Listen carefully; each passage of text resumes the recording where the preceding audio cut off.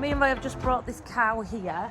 It's one of the weaker animals that lets everything suck off it, so we're just bringing it here to Clackenthorpe so it can get some extra feed and not be bothered by everything. The calf can go on like a creepy gate.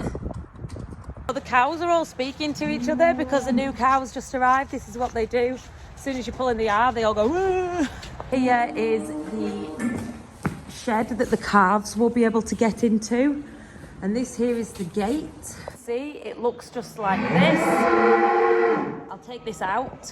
This allows the calves through, but not the cows.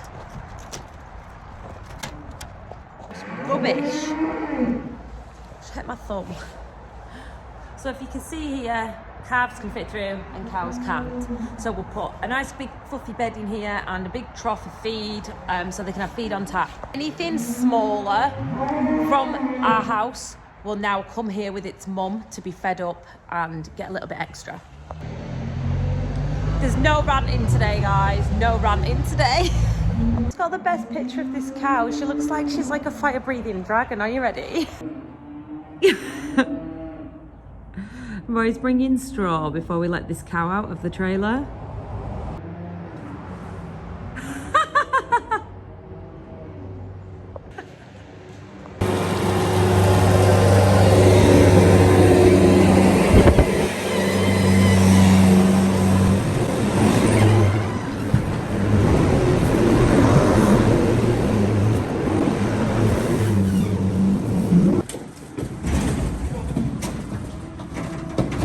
Steady, steady, steady, steady. Go on.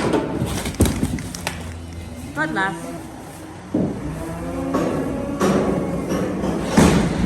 This cow here, skinny mini.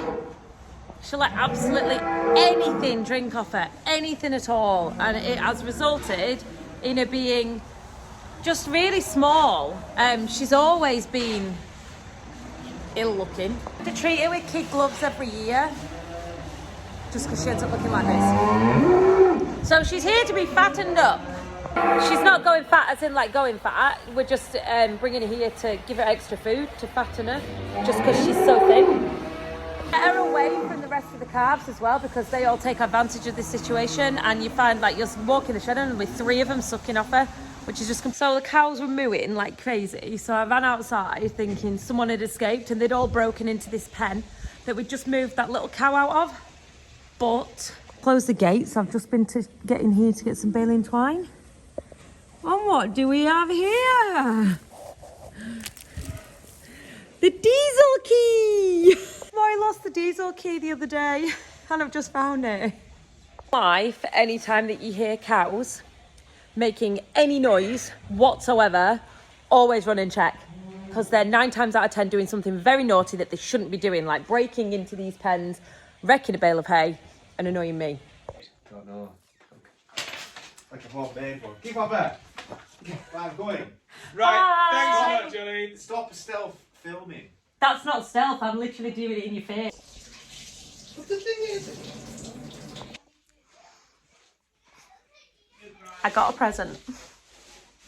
So yesterday, Becky the parcel lady came down the lane and knocked on the door, and I thought, oh, I haven't ordered anything. Who's this? And then the next thing, we've got Charlotte Ashley Rants. Oh, my personality goes before me. Wait.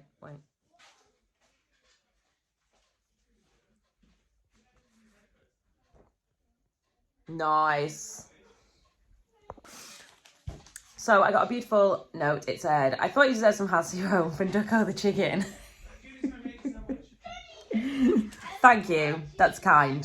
I'm like a walking physical visual representation of farming, wearing many different hats. Just excuse my children, they're crazy. Someone brought Skittles. So it's been a few days since we've cleaned the handling system out.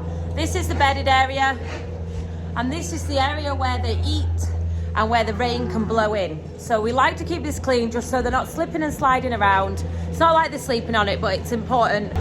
So Roy's just going to come in with the bucket. I'm just dragging this out of the way.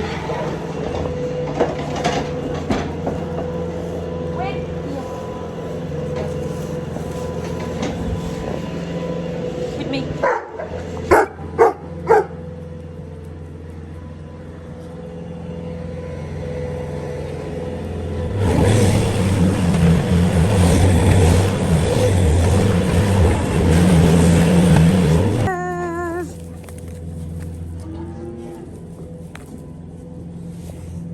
So Roy's taking this muck round to the new muck sheds that we put up, which is a total novelty to us. Last year, every bit of muck that we... Hey. Here, Win, here, leave them. Every bit of muck that we took out last year, we had to put into the muck spreader. Then when it was full, we had to empty it. And this was just a twice weekly thing that we had to empty the muck spreader. So it's so refreshing to be able to put it in a shed and forget about it. Here we... So if you hadn't already seen, this is the shed where there is a little hole at that end, and all the muck from here just gets pushed straight down, and on the other side of that wall there are the muck, like the middens, and it falls there. We're finding it so much easier, honestly. It's good, it works. We're really pleased with it. The hole was actually made when we had a scraper on a Massey, so it's slightly too small, but it's too late to change it now. If you look,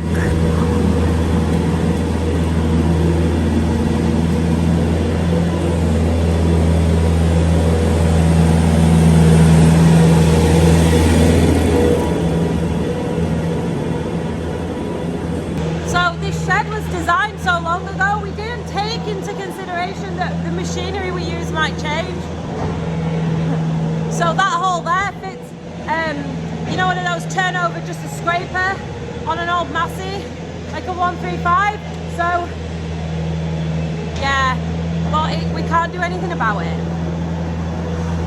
It still works. It's just not quite as smooth as you would like. I prefer it when I'm doing it with the bucket. Roy prefers it with the scraper because he says it's less harsh on the concrete. He said the bucket's polishing the concrete off. Oh, he's so naughty. Look. Come on!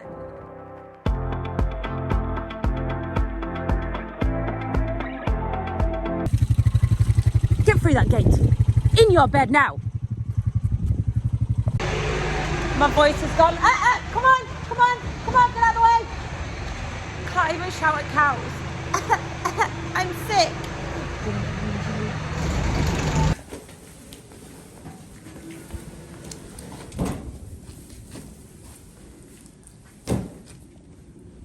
So we have water area because we try and keep this away from the bed.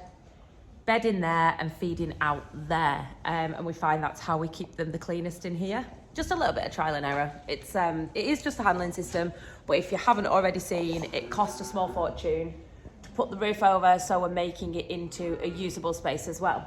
If we need the handling system, while these guys are in here, we can just run them up the middle, and then there's a gate that goes into the end.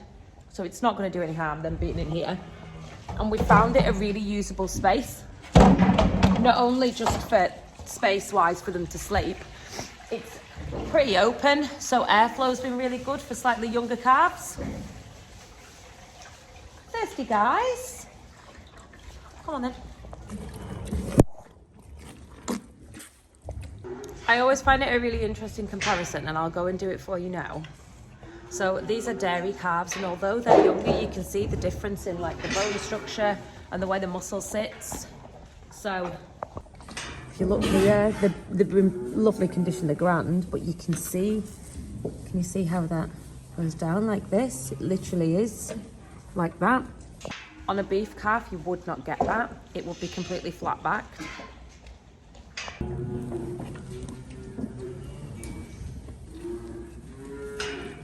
Here we go, without getting... Can you see how it's completely flat? There is no, like the dairy cows were literally like little... So you can see historically why they were a byproduct of the industry. Times have changed now. They really have. We eat a lot more mince as a nation, and we're not into prime steak, you know, and roasts as much, as that pains me to say. Historically, a roast was something that everybody would have on a Sunday. It was a common thing for you to have a Sunday roast dinner. I think that fashion has completely waned out now, and the majority of people will not do that. So just fashion's changing, tastes changing, you know, it's the way of the world, isn't it? There's a lot more processed food around these days as well. Ready meals, for instance, things like that, and none of them will utilise a prime cut of beef. It is just far too expensive for your, you know, average consumer to... I was whinging on the other week, wasn't I, about supermarkets, and particularly about lamb and us fitting lamb to, well, growing lamb to fit their packaging. And then I watched a Joe Seals video after mine, and he made a really good point that I completely didn't think of. And he said, it's also the consumers that lead the way. Like, if they pick up something off a supermarket shelf and it's a piece of meat for £15, they're going to go, oh no, I don't want that, and they're going to put it back. Or if they might have a, you know what I mean? You go above a certain... Hold on, I'm going to get attacked. Guys, please don't. Get out. Get out. Arrgh. Steady ho.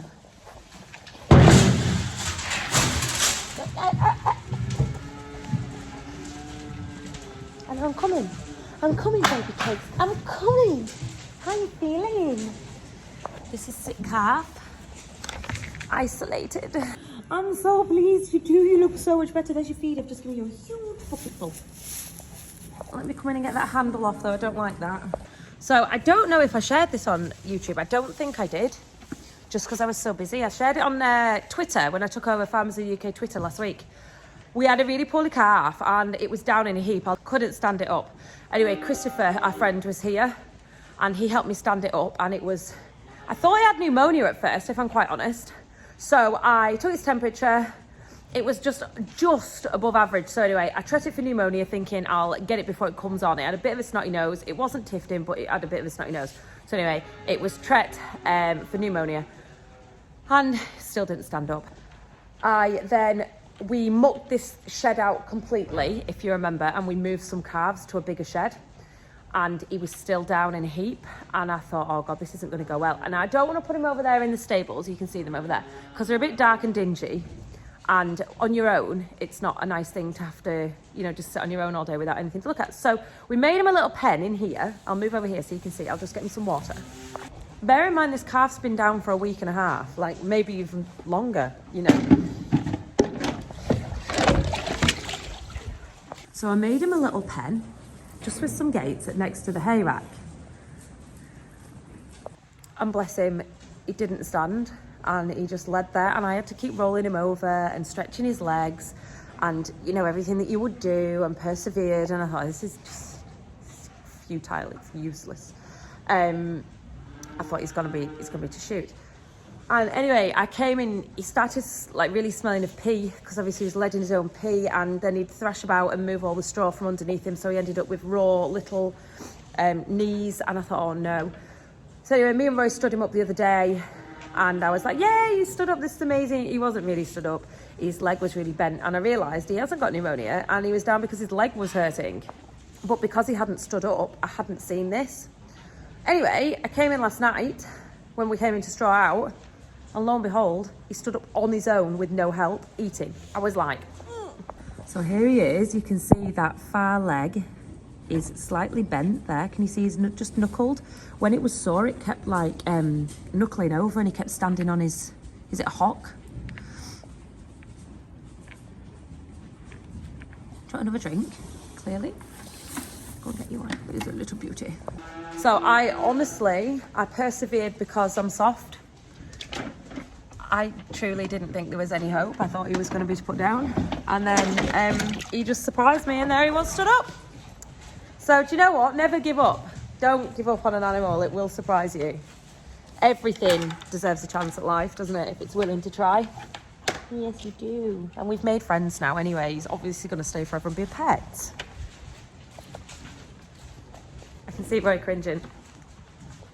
No, I'm super pleased. So he can stay in there. I'll keep him isolated in his little pen so he doesn't get knocked over. And hope he just gets a little bit stronger and he doesn't get pushed out of the way for his feed so he can get to it easily. So he'll stay in there for a little while and keep a nice straw clean bed underneath him so that he's comfortable. I just prefer it that way.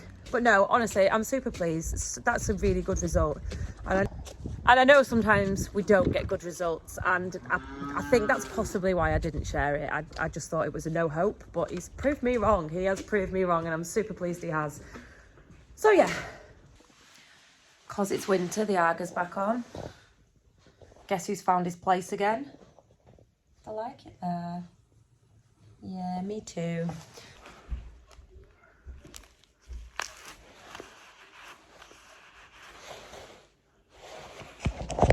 So I was thinking of starting a new club, the Big Mick fan club. We're gonna have maybe yearly meetings at the pub just to discuss all the great attributes of Big Mick, and obviously learn his knowledge from the haulage industry. I was thinking we could maybe start up an appreciation society TikTok account with just videos of Big Mick, really, just because I think he's really great. Does anyone else want to join? Who's Big Mick? He's like only the most famous trucker in Yorkshire. You want to join? Yes, totally. Get a hat on then. Get a hat on. I'll get you a Big Mick. Hold on.